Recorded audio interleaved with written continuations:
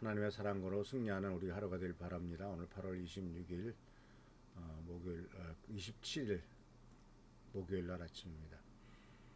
오늘 말씀은 계속 이어서 디모데전서 바로 11절 12절에서 6장 11절 12절에서 이제 디모데에게 말하는 포인트, 마지막 포인트를 생각해 보려고 합니다. 결국 그 돈과의 싸움, 그것은 바로 믿음의 선한 싸움입니다. 더군다나 예수께서는 하나님과 돈을 같이 섬길 수 없다라는 말씀을 하심으로써 돈이 하나의 우상이다라는 것을 분명히 하셨죠.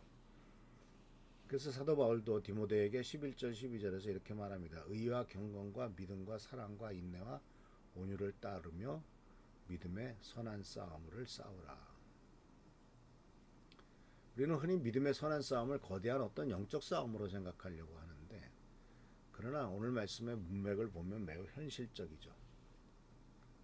그러니까 바로 선한 싸움이 뭐냐면은 돈을 사랑하지 않도록 노력하는 싸움, 결국 자기 자신과의 싸움이죠. 비교하지 않도록 자기 자신을 점검하는 것, 또 욕망을 절제하는 것, 불안 때문에 도를 움켜쥐고 싶을 때 하나님을 신뢰하는 것, 이런 것들이 바로 선한 싸움이죠. 그러니까 결국 자기 자신과의 싸움에서 다른 사람이 가진 것을 보면서 마음이 흔들릴 때 감사하는 것도 선한 싸움이고요. 나눌 수 있는데도 안타까운 마음이 들 때 기꺼이 손을 펴는 것도 자기 자신과의 선한 싸움이고, 그러므로 돈의 문제는 단순히 재정관리의 문제가 아니라 바로 믿음의 문제이고 하나님 앞에 예배를 드리는 예배의 문제입니다. 그래서 이런 것들은 바로 우리들에게 어떻게 질문을 하고 있냐면, 내가 돈을 사용하고 있느냐, 돈이 나를 사용하고 있느냐. 그래서 이 말씀 앞에서 우리들은 우리의 재정 상태보다도 마음의 상태를 점검해야 되는 거죠. 무엇을 위해서 돈을 벌고 있느냐. 돈이 모자라거나 돈을 잃게 된다면 지나치게 두려워하지 않는가. 그리고 다른 사람이 나보다 더 좋은 것을 갖고 있으면 마음이 흔들리는가. 또는 소비를 통해서 스트레스와 공허를 해결하려고 하는가. 또 하나님이 주신 것을 나누는 기쁨이 있는가. 또 돈에 대해서 어떤 결정을 할 때 하나님의 뜻을 묻는가. 이런 질문들은 모두 하나의 질문들로 모여지는데, 내가 돈을 사용하고 있는가? 돈이 나를 지배하고 있는가? 그래서 우리 성도님들에게 필요한 것은 돈이 없는 삶이 아니라 돈의 지배에서 자유로운 삶입니다. 그리고 이 자유는 더 많은 돈에서 오지 않습니다. 하나님을 가장 큰 보화로 발견할 때 오는 거죠. 그래서 결론적으로 우리가 생각할 수 있는 것은 바로 우리의 소망은 정함이 없는 재물이 아니라 살아계신 하나님께 있습니다. 이 세대는 계속해서 우리들에게 유혹을 하죠. 더 가져야 안전하다. 그러나 성경은 뭐라고 말합니까? 정함이 없는 재물에게 소망을 두지 말라고 말합니다. 세상은 더 가져야 만족하다고 말합니다. 그러나 자족하는 마음이 있으면 경건은 큰 이익이 된다. 여기서 만족하다라고 하는 말, 자족하다라고 하는 말, 바로 이 족이란 같은 한자가 스스로 충분하다고 생각하는 그런 마음. 그 세상은 말합니다. 당신 것을 지켜라. 끝까지 붙잡아라. 라고 말하지만 하나님께서는 나눠주기를 좋아하며 너그러운 자가 되라. 네 거를 꼭 붙잡으려고 하지 말고 다른 사람에게 너의 가진 것을 나눠주라. 이것이 바로 하나님 나라의 경제학이죠. 그래서 우리가 알다시피 또 오늘 사도 바울이 디모데에게 또 욥기서에서 말했듯이 우리들은 빈손으로 왔다가 빈손으로 돌아갑니다. 그리고 그 사이에 하나님께서는 우리 손에 뭔가를 맡기셨습니다.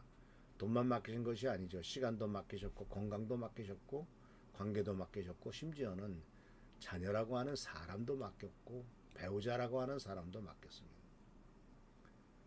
그래서 우리의 질문은 무엇이겠습니까? 얼마나 많이 모을 수 있는가가 아닙니다. 하나님께서 맡겨주신 일을 어떻게 사용하실 것이냐. 시간을, 재능을, 사람을. 노후를 준비해야 되겠죠. 그러나 노후의 소망을 돈에 두지는 마시라 하는 거죠. 열심히 일해야 되겠죠. 그러나 직장을 하나님처럼 의지하지 말라. 필요한 것을 구입하고 누리세요. 그리고 하나님께서 주신 것을 감사함으로 누리는 것도 은혜입니다. 그러나 그런 누림이 소비를 통한 마음의 공허로 바꾸지는 말라. 공허를 채우는 일로 바꾸려고 하지 말라. 저축해야 되겠죠. 그러나 끝까지 그걸 움켜쥐려고 하지 말라. 나누어줘라. 왜냐하면 우리의 미래를 붙들고 계신 분은 통장이 아니라 하나님이시기 때문입니다. 예수께서 이미 우리를 위해서 자기 자신을 내주셨습니다. 십자가에서 가장 귀한 생명을 주셨고 부활하심으로 우리에게 돈으로 살 수 없는 영원한 생명을 주셨습니다.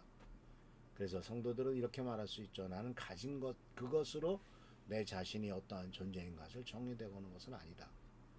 나는 부족하다고 버림받은 사람이 아니고 나는 이미 그리스도 안에서 가장 고귀한 것을 고귀한 보화를 받은 사람이다 라고 말하고 있습니다. 그래서 우리는 더 이상 돈의 종으로 살 필요가 없습니다. 돈을 섬기지 않고 돈으로 하나님을 섬길 수 있습니다. 돈을 훔쳐주지 않고 그 돈을 필요한 사람들에게 흘려보낼 수가 있죠.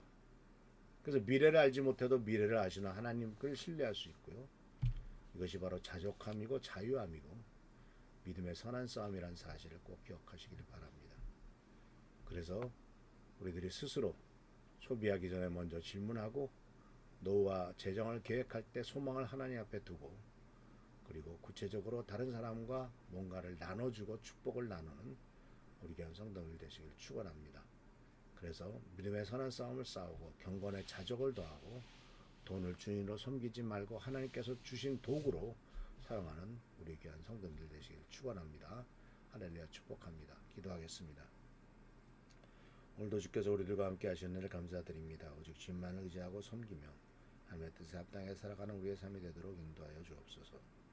오늘도 축복과 능력과 은총과 은혜로 소를 채워주시고 보살펴주시고 돌봐주시길 바라옵고 예수 그리스도의 이름으로 축복하며 간절히 기도하옵나이다. 아멘.